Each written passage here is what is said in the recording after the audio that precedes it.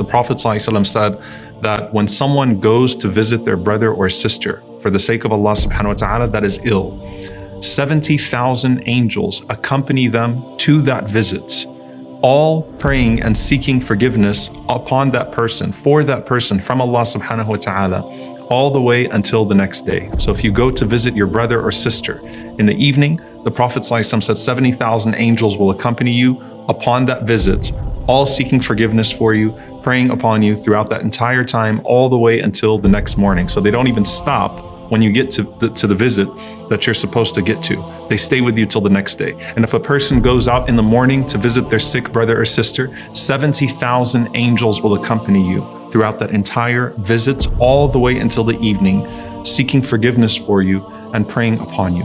Think about how incredible that is. And it doesn't stop there. The Prophet ﷺ said, وَكَانَ لَهُ خَرِيفٌ فِي الْجَنَّةِ. And then that person will have a special garden for them promised in paradise.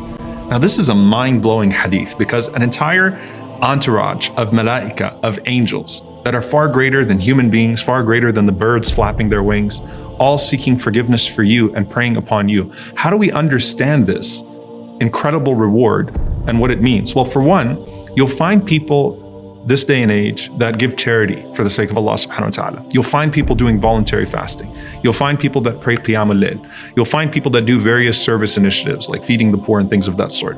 How rare is it to find people that visit sick people for the sake of Allah subhanahu wa ta'ala, not because they're a chaplain at a hospital, not because they've been called as an imam or in some pastoral capacity to take care of someone, not because it's family, but just as a form of seeking reward from Allah, as a form of getting closer to Allah, on a regular basis, saying, I'm going to visit sick people for the sake of Allah subhanahu wa ta'ala. So the first thing is how rare it is to find people that do that, communities or groups or organizations that do that as a religious habit, separated from all other things. And of course, connect that to what the Prophet ﷺ has already said about a person that just goes to visit their brother or sister for the sake of Allah subhanahu wa ta'ala, for the sake of Allah and nothing else, visiting a sick person.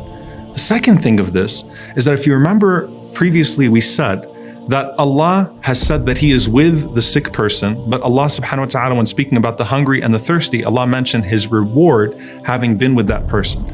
And the number 70,000 is significant in that regard. The Prophet ﷺ said that every day, as he had seen on his journey of Al-Isra wal-Mi'raj, on his ascension, every day 70,000 angels visit Al-Baytul Ma'mur, which is right above the Kaaba, the frequently visited home, and they make tawaf around that and they never return. 70,000 enter every single day as they visit the house of Allah subhanahu wa ta'ala, or they visit the equivalent of the house of Allah subhanahu wa ta'ala, the Kaaba, that exists for us in the form of Al-Baytul Ma'mur. And so some of the scholars connected it to that. It's because the sick person has such a special position with Allah subhanahu wa ta'ala in those moments, so much so that it's like Allah subhanahu wa ta'ala is with them. The reward is so incredible that 70,000 assigned angels would come to accompany you on that visit because of how special it actually is.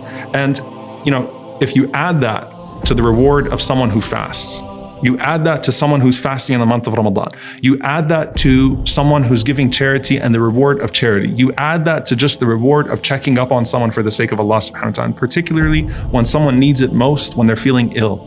And you think about how incredible that reward is. And there's something else that's special about this, which is كَانَ لَهُ خَرِيفٌ فِي الْجَنَّةِ, that they have a special garden in Jannah. If you remember previously, Allah has promised that person who is ill that if Allah subhanahu wa ta'ala takes them, if they pass away as a result of that illness, they have a special garden in Jannah. And so just like when you make dua for your brother and sister, the angel says, Ameen wa laka bimithlihi, Ameen, and for you as well.